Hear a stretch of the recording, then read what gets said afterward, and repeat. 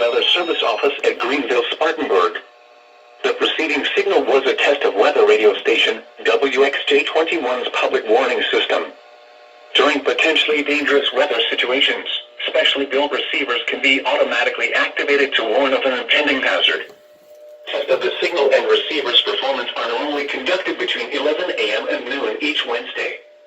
If there had been a threat of severe weather, the test would have been postponed until the next available good weather day. Reception of this broadcast and the warning alarm will vary at any given location.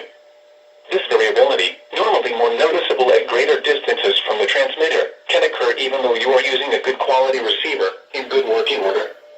The warning alarm will be activated for hazardous watches and warnings.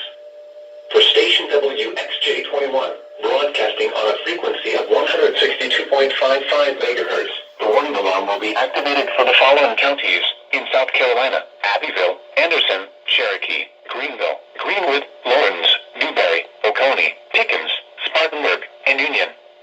And in North Carolina, Polk and Rutherford. This concludes the NOAA Weather Radio All Hazards to an Alert test.